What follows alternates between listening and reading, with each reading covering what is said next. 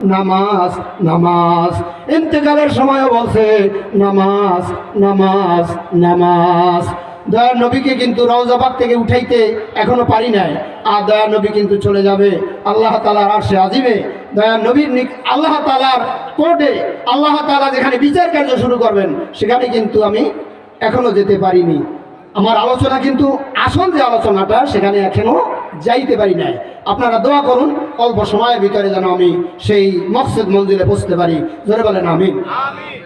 ভাই আমার, দয়ার নবী যখন ইন্তেকাল করেন, জিবরাইল আমিন এসে কাঁদতেছেন আর দয়ার নবীও কাঁদতেছেন।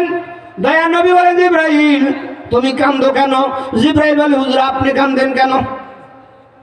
জিবরাইল আমিন বলে, হুজুর আমি আপনার কাছে দীর্ঘ 24,000 বার আপনার সান্নিধ্যে এসেছি, আজ আমার শেষ, আর আসা হবে না, সেজন্য আমি কান্দি। নবী গো আপনি কাঁদেন কেন? দয়ার নবী বলেন, আমি কান্দি ফামানলি বাদি লি উম্মতি, আমার পরে আমার উম্মতের কি দশা হবে সেই জন্য আমি কান্দি।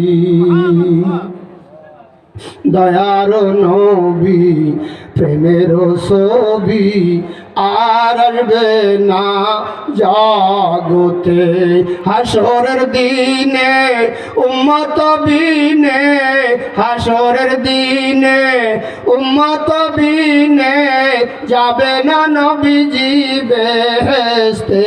আমার দয়ার নবী প্রেমের ছবি আর আসবে না জগতে।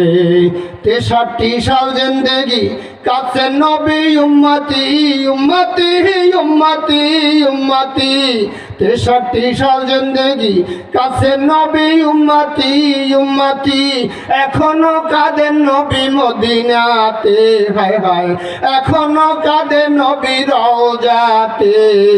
দয়ার নবী প্রেমের ছবি আর আসবে না জগতে। উম্মতের কান্ডারি সত্যের দিশারি শাফাত করবেন নবী হাসরেতে। আমার দয়ার নবী প্রেমের ছবি আর আসবে না জগতে। এখন কিন্তু আশিক মাসুকের খেলা হবে ভাইজান। আল্লাহ রাব্বুল আলামিন বলেন, ওয়ালা সাউফা ইউতিকা রাব্বুকা ফাতারদা। নবী গো আপনাকে আমি এমন জিনিস দিব যে জিনিস পাইয়া আপনি খুশি হয়ে যাবেন।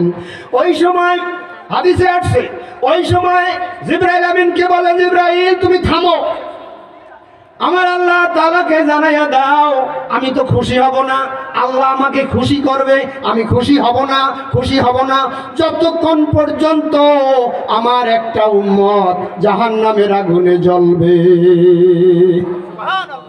আল্লাহ রাব্বুল আলামিন বলে দিলেন, হাবিব হাসরের ময়দান যেদিন শুরু হয়ে যাবে সেই দিন আমি হইলাম মালিক ইয়াউমিদ্দিন, বিচার দিবসের মালিক। আর আপনাকে হাসরের ময়দানে আপনাকে বাদশা বানাইয়া দেব। ওয়াসফাতু সাফা, যাকে মনে চাইবে তাকে আপনি জান্নাতে নিয়ে যাবেন। ভাইজান আমার, এখন আসেন দয়ার নবীর সঙ্গে জান্নাতে কারা কারা যাইতে চান হাত উঁচু করে আল্লাহকে দেখান। নারায়ে তাকবীর, হাত নামান। জান্নাতে যাওয়ার সহজ উপায় বলেই আমি আমার আলোচনায় একটু টানবো। ভাই আমার, ভালো কাজে ডান হাত ব্যবহার করবেন, মন্দ কাজে বাম হাত ব্যবহার করবেন। কাজটা করা লাগে ইশারায় বুঝে নেবেন, কাজটা করা লাগে কিন্তু সেটা বাম হাত দিয়ে করবেন। দয়ার নবীর সুন্নাত, ভালো কাজে ডান হাত ডান পা ডান দিক, মন্দ কাজে বাম হাত বাম পা বাম দিক, আর প্রত্যেক কাজে বিসমিল্লাহির রহমানির রহিম। বাস আপনি সুন্নাত হাজার হাজার সুন্নাত পালন হয়ে যাবে। দৃষ্টান্ত স্বরূপ বলা লাগে, মসজিদ ভালো না মন্দ? ভালো কাজে আপনি ডাইন পাও আগে দিয়ে ঢলবেন, বাম পা দিলে শয়তান খুশি, ডাইন পাও দিলে আল্লাহ খুশি। এবার মসজিদ থেকে বাহির হইবেন, মসজিদ ভালো ছিল দুনিয়া খারাপ, এবার বাম পা মসজিদ থেকে বের করবেন, জুতায় ঢুকাইতে পারবেন না, কারণ জুতার সুন্নাত আবার আলাদা। জুতার সুন্নাত হলো ডাইন পা আগে জুতায় দিতে হয়, তারপর বাম পা দিতে হয়। খোলার সময় উল্টা, খোলার সময় আগে বাম পা খুলতে হয়, তারপর ডান পা খুলতে হয়। এইগুলো হিসাব নিকাশ করে যেই ব্যক্তি চলবে, আল্লাহর নবী গ্যারান্টি দিচ্ছেন মান আহাব্বা সুন্নতি, যে আমার এইভাবে সুন্নাত পালন করবে সে কানা মাইফিল জান্নাহ, আমার সঙ্গে জান্নাতে যাবে। এই জন্য আল্লাহ তাআলা বলেন ইন কুনতুম তুহিব্বুন আল্লাহ, যদি তোমরা আল্লাহকে পাইতে চাও তাহলে দয়ার নবীর অনুকরণ করো। দয়ার নবীর অনুকরণ করলে আল্লাহ তোমাদেরকে ভালোবাসবেন। শুধু ভালোবেসেই ক্ষান্ত হবেন না, ওয়ায়াগফির লাকুম যুনুবাকুম, তোমাদের জিন্দেগীর সমস্ত গুনাহগাতা মাফ করে দিবে। সুতরাং আমরা জান্নাতে যেতে চাই, ওয়াদা করছি জান্নাতে যেতে চাই, তাহলে ভালো কাজ যত আছে ধরবো, খারাপ কাজ যত আছে ছাড়বো, হালাল রুজি খাবো। যদি কেউ অলি হইতে চান, অলির দরজা এখনো খোলা, নবীর দরজা বন্ধ, কিন্তু অলির দরজা বন্ধ হয় নাই। কেউ যদি অলি হইতে চায়, আল্লাহর বন্ধু হইতে চায়, তাহলে মাত্র 3টা কাজ করলে আল্লাহর অলি হওয়া যায়। কাজ হলো কি? ভালো কাজ যত আছে ধরবো, আমল করবো, খারাপ কাজ যত আছে ছাড়বো, আর হালাল রুজি খাবো।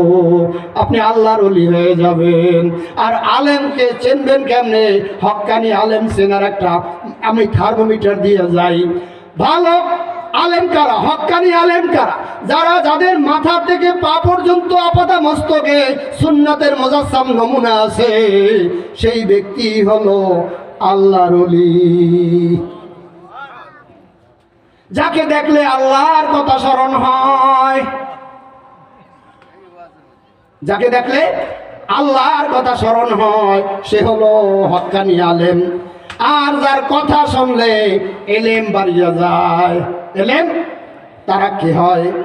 আর 3 নম্বরে শর্ত হলো যাকে দেখলে আখিরাতের চিন্তা বাড়াইয়া দেয়।